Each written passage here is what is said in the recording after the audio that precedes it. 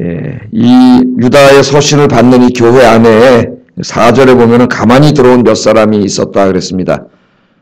이제 유다와 또 그 목회자들이 예수님의 은혜로, 십자가의 은혜로 우리가 구원을 받습니다. 우리가 죄사함 받았습니다. 우리의 행위로 구원받는 게 아닙니다.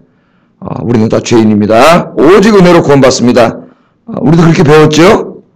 그래서 이 기독교의 복음이 은혜의 복음으로 이제 가르쳐 놨단 말이죠. 우리 행위로 구원받을 수 없어요. 하나님의 공의를 만족시킬 수 없는 우리는 죄인이에요. 우리의 구원은 전적인 하나님의 은혜입니다. 주님께서 십자가에서 우리 죄 짊어 주시고 죽으셨기 때문에 우리가 그 믿음으로 구원을 받는 겁니다. 그런데 여기 4절에 보면 가만히 들어온 몇 사람이 이 복음을 왜곡시켜서 뒤틀어가지고 엉뚱한 소리를 하면서 교인들을 미혹시켰다 그랬어요. 그게 뭐냐면, 자, 여러분, 은혜로 구원받지 않습니까? 맞죠? 네, 은혜로 받죠? 행위로 구원받는 거 아니죠? 네, 맞죠? 행위는 구원과 상관없죠?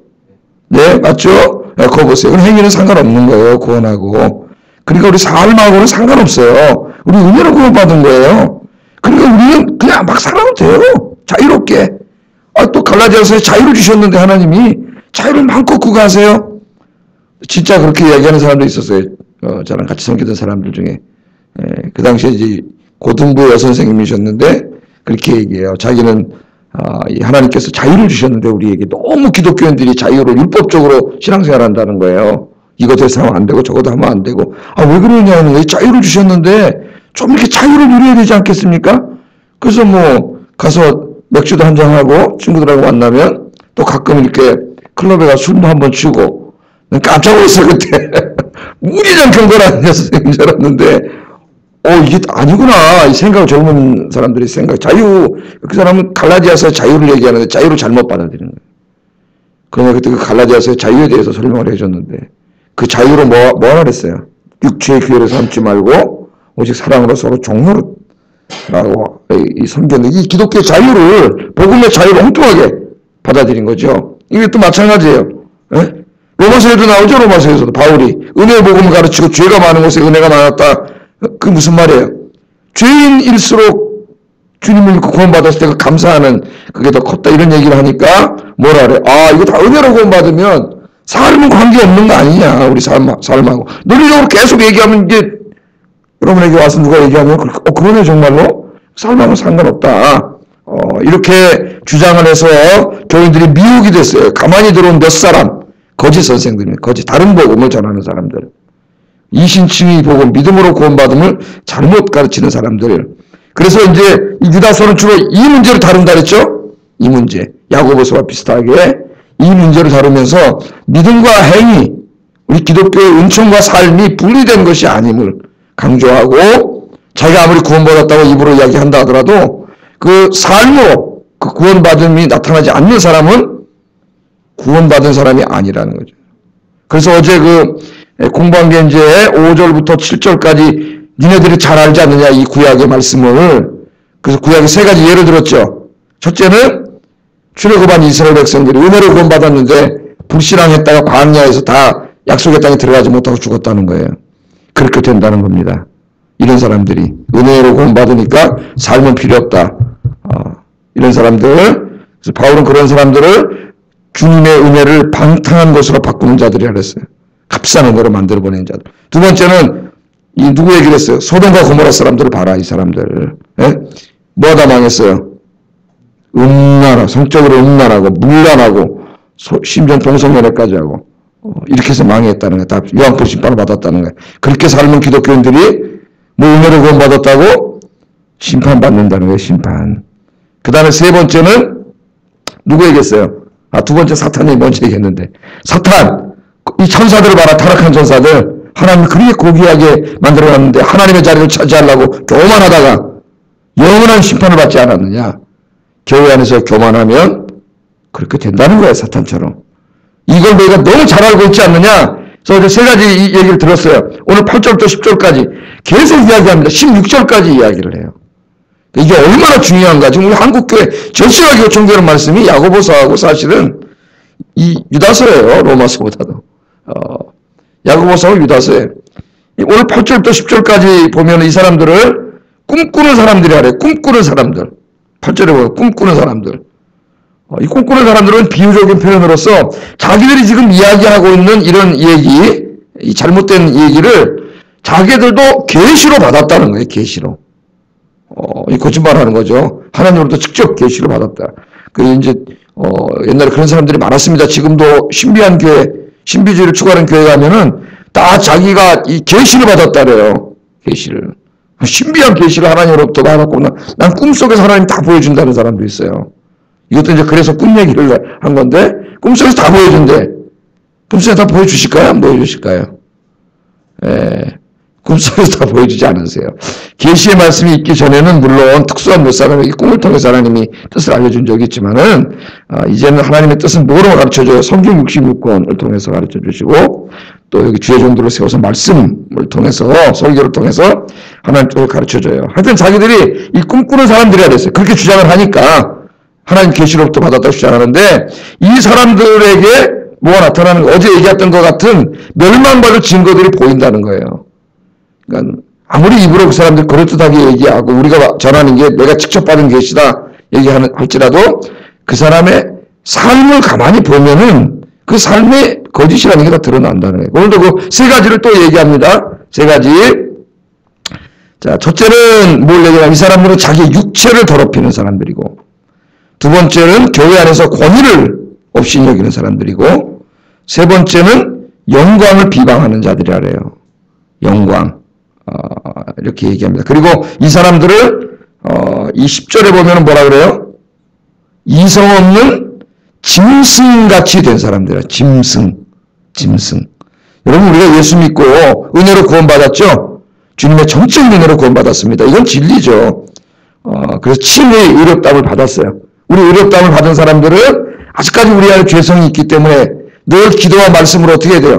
이 우리 안에는 죄성을 죽여가야 된다 그랬죠? 날마다 십자가에 못 박고 죄성을 죽여가고 우리 안에 원래 있었던 하나님의 형상을 자꾸 회복시켜 가야 된다 그랬어요. 그것을 성화라고 해서 성화. 그렇게 우리가 계속 살아가면 나중에 주님 앞에 섰을 때 우리 주님이 우리를 완전히 성화를 완성시켜줘서 주님과 같은 영광의 몸으로 바꿔주신다 그랬죠. 그걸 뭐라 한다 그랬어요? 영화. 그래서 은혜로 구원받은 사람들은 점점 매일매일 뭔가 짐승의 모습은 죽어가고 십자가에 못 박고 어떤 모습이 자꾸 살아야 돼요. 하나님의 형상 혹은 예수님 닮은 모습이 자꾸 이렇게 살아나. 그래서 하나님의 형상이 되어야 되는데 하나님의 영광을 반영하는. 오늘 여기 있는 사람들은 거꾸로 그 사람들의 삶 속에 뭐가 보여요? 짐승이 보이네. 짐승이.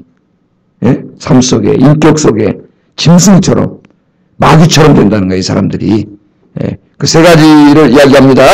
그래서 여러분들은 짐승처럼 되면 안 되겠죠. 예? 예수를 잘못 믿으면 시간이 지나서 짐승처럼 돼요. 짐승처럼. 악을 행하는 악한 자가 돼요. 예수를 잘 믿으면 어떻게 돼요? 하루하루가 지났어요. 이렇게 아침마다 와서 기도하고 말씀 듣고 오늘보다 내일이 더 인격이 훌륭해지고 삶도 변하고 자꾸 그렇잖아요. 완전하진 않지만 자꾸 좋아지는 거예요. 주님 닮은 모습이.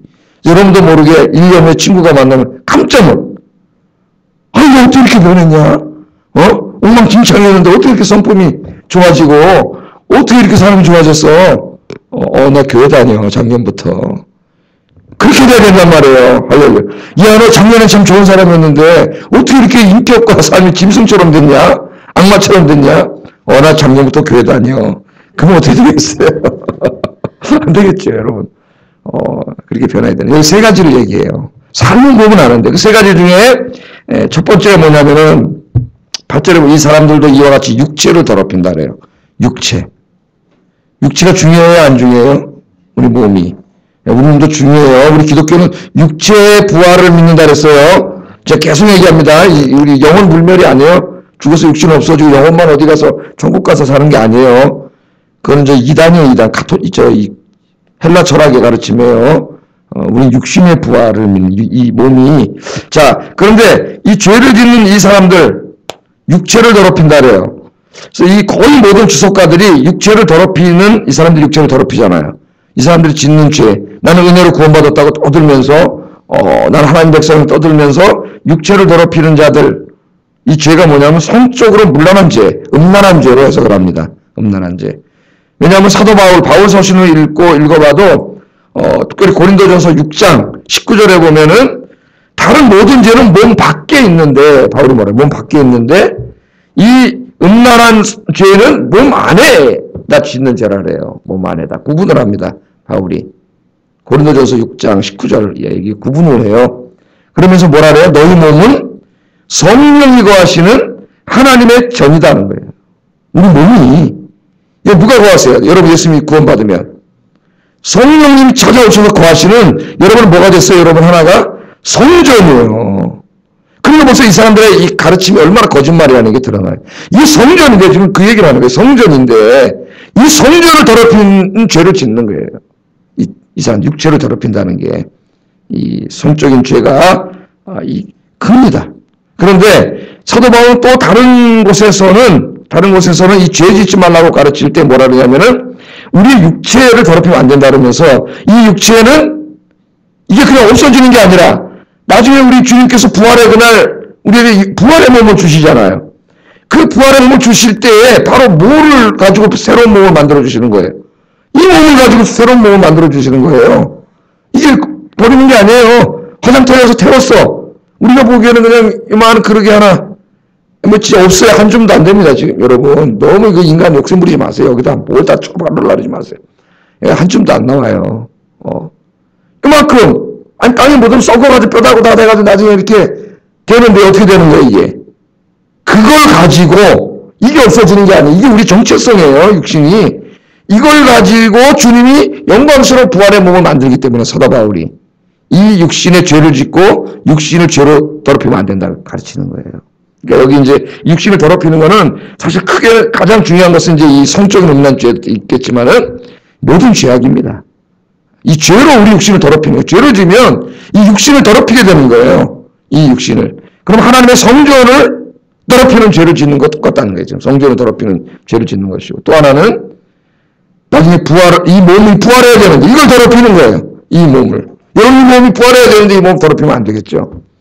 그러므로 이들의 가르침은 잘못했다는 거예요. 이게 큰 죄라는 겁니다. 이들이 짓는 죄가. 그래서 구원받은 사람은 육체를 더럽히면 안 돼, 죄로.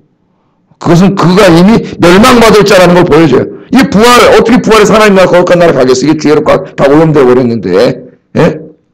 그 논리를 바울이 이야기하면 은혜로 구원받아서 죄가 다 빠져나갔는데 이 죄를 다시 다 지면은 그 부활해서 그 나라에 가서 살지 못하는 거예요. 바울의 논리가 그거예요. 오늘 유다서의 말씀도 그겁니다. 그래서 죄는 우리의 육체를 더럽혀요. 이게 쓸모없는 게 아니에요.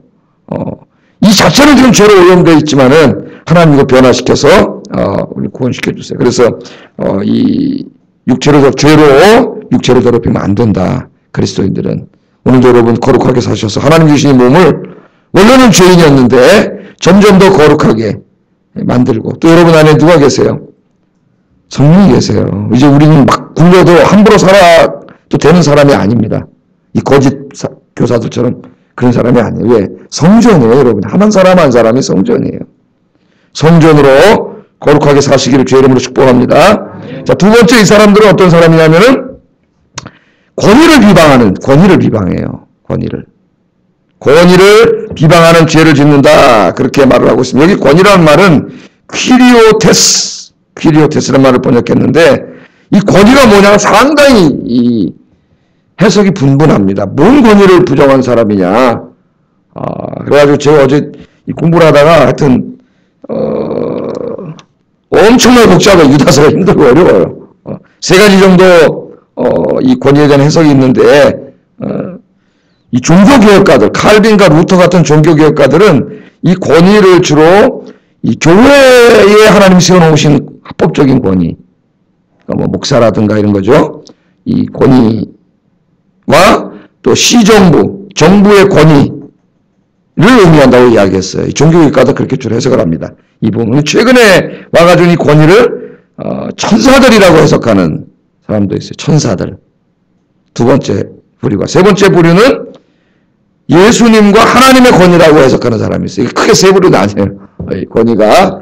근데 이제 톰 라이트라고 하는 사람은 자세히는 말하지 않지만 제가 쭉 읽어봤더니 하나님의 권위 세 번째, 하나님의 권위와 예수님의 권위와 첫 번째 나오는 교회의 권위를 이렇게 섞어서 이야기를 해요. 그래서 결국 교회 안에서 하나님의 권위를 부정하는 자들은, 예수님의 권위를 부정하는 자들은 그 예수님이 합법적으로 세워놓은 권위도 부정한다는 거예요. 이 사람들처럼. 그래서 여기 권위를 비방한다는 것은 그런 의미입니다. 여기서 이 문맥에서 보면. 그러니까 이단들이 맨 처음에 들어오면은 뭐 한다 그랬어요? 그 교회 목사를 비방하는 얘기 뒤에서 사람사람 하기 시작해요. 맨 처음에. 신천지라는 사람들이 들어오면은 맨 처음에 있다가 그 설교나 이런 데서 뭐 하나씩 트집 잡아가지고 이제 그걸 가지고 이렇게 싹싹 접근을 하면서 뭐 틀렸다느니 복음적이 아니라느니 뭐 목사 뭐 어쨌다느니 하면서 그 이제 그 권위를 이제 비방하기 시작하는 거죠. 근데 그게 이제 그렇게 하면 왜 그 사람이 무너지냐면은 그분이 이때까지는 목사님 설교를 잘 들으면서 은혜를 받고 설교를 들었는데 그런 말을 한 번, 두 번 목사를 비방하는 말을 듣다 보면 어떻게 돼요? 어느 날부터 설교가 안 들어옵니다. 안 들어와요. 왜? 목사는 하나의 정치인이 아니에요. 무슨 정치 지도자가 아니에요. 목사는 자기에게 영의 꼴을 먹여주는 목자예요. 목사는. 근데 거기 자기에게 자꾸 부정적인 말을 듣다 보면 그 사람 설교가 들어오겠어요? 안 들어오겠어요? 안 들어와요. 어느 날부터 설교 잘 듣던 사람이 설교를 안 듣고 있어요. 문제가 생겼구나. 이게 딱 보여요, 얼굴에. 저거 잘 안 돼. 저 사람 분명히 지금, 뭔가 문제가 생겼구나. 그렇게 마귀가 한다는, 이 하나님이 세우신 합법적인 권위로 무너뜨리는 거예요. 그 해석이 맞다는 게 9절의 증명이 돼. 9절 한번 읽어보겠습니다. 시작.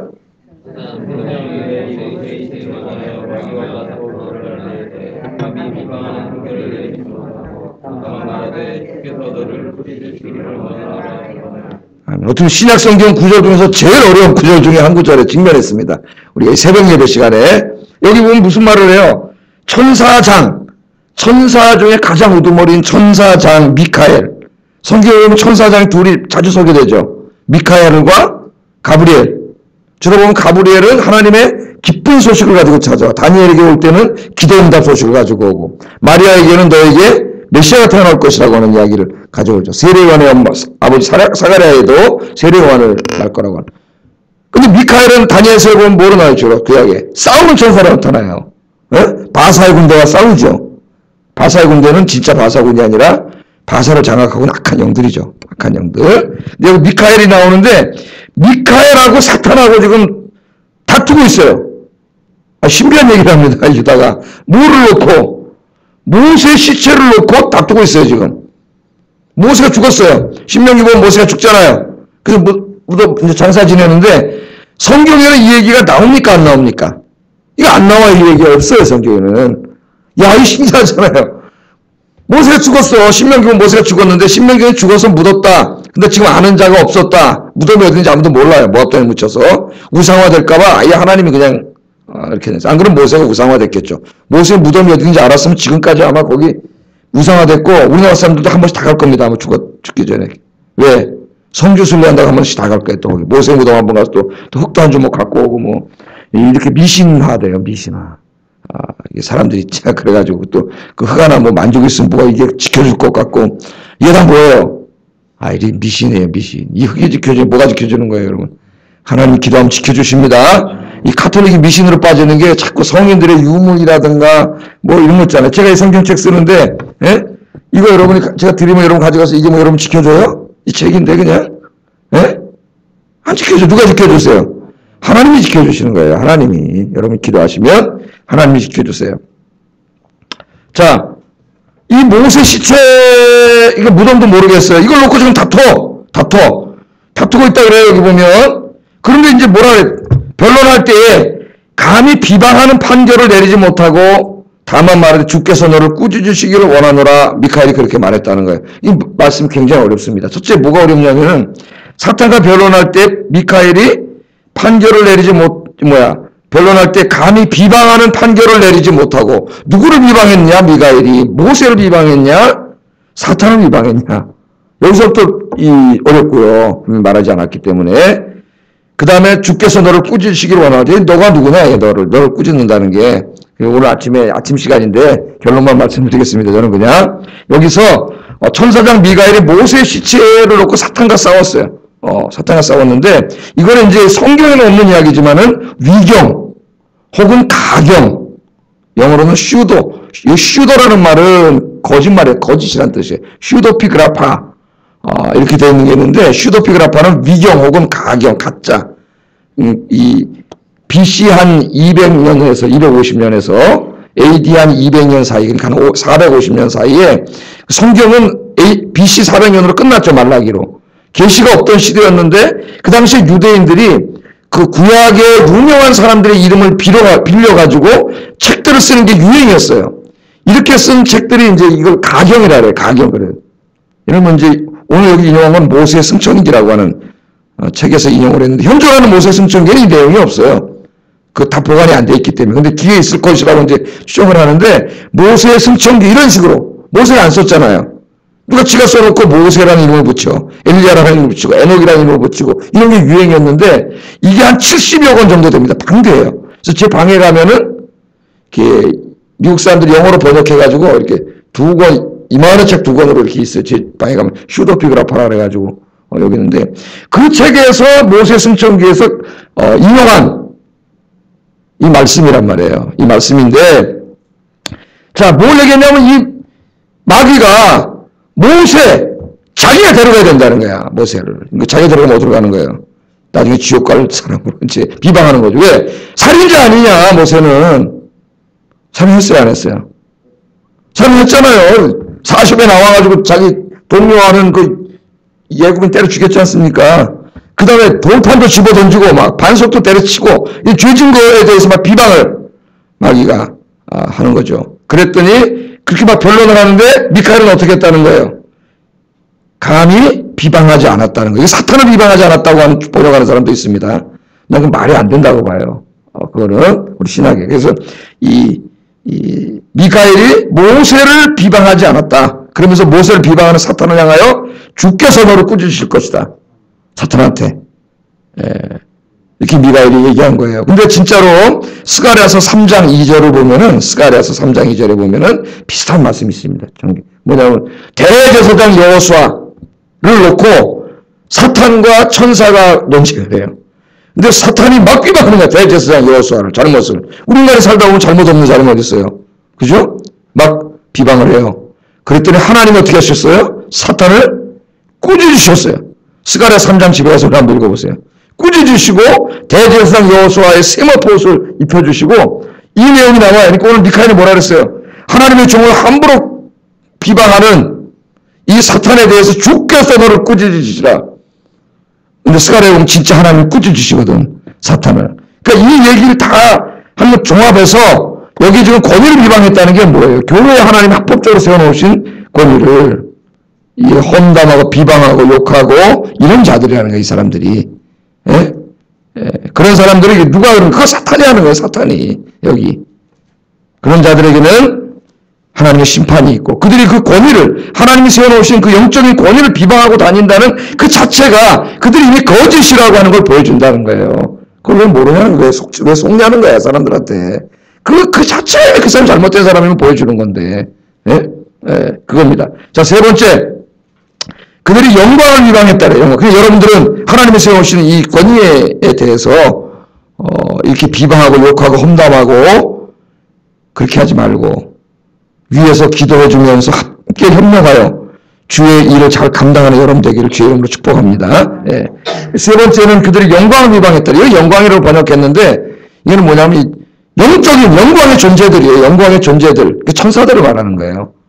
천사들을 비방했다라는데 여기 천사들 자체일 수도 있고 천사들 비방했다는 좀 이해가 안 돼요. 저는 이 당시에는 물론 이제 이해가 될 수도 있겠지만은 그래서 많은 주석가들은 특별히 리차드 바콘 같은 유명한 주석가는 왜 천사들 비방했냐면 갈라디아서 3장 19절을 보면은 천사들을 통해서 율법을 줬다고 그래요. 모세가 율법 모세에게 줄 때 하나님이 율법을 주실 때 천사들을 통해서 줬다는 거예요. 근데 이 사람들 지금 뭐 비방하고 다녀요? 율법 지킬 필요 없다는 거 아니에요. 도덕은 필요 없다는 게 도덕과 윤리는. 그러니까 왜 그 천사가 율법을 줘가지고 그렇게 했냐 이랬고 천사가 비방한다는 거예요. 그럼 결국 뭘 비방하는 겁니까, 이 사람들이? 하나님의 말씀을 비방하는 거예요. 하나님의 말씀. 하나님의 말씀. 네? 율법의 말씀. 그 말씀이 살 필요 없는데 우리 은혜를 구원받았기 때문에 자기 멋대로 살면 되는데 자유를 마음껏 누리면서 술도 마시고 세상도 즐기고 인간인데 말이죠. 나와서 다 그렇게 좀 재밌게 젊은인데 좀 부유부비도 하고 이래 살아야 되는데 무슨 율법 종교입니까 우리가? 그 천사들을 왜 그 율법은 줘가지고 이랬다는 거예요. 하나님의 말씀이 귀찮아요. 하나님의 말씀이. 말씀대로 써야 되는데 하나님의 말씀의 권위를 무시하는 거예요. 여러분 죄 지은 사람들을 보세요. 말씀을 무시해요. 그 말씀의 권위 앞에 순종하지 않아요. 자기 뜻이 더 중요하고 자기 생각이 더 중요해요. 여러분들 절대 말씀보다 앞세우는 것이 있으면 안 됩니다. 말씀 앞에 무조건 쓰라 그러면 쓰고 가라 그러면 가고 말씀이 하라 그러면 하고 하지 말라 그러면 하지 말고 주님 말씀 앞에 말씀의 권위 앞에 순종하는 저와 여러분 되기를 주 여러분 축복합니다. 기도하겠습니다. 이 세 가지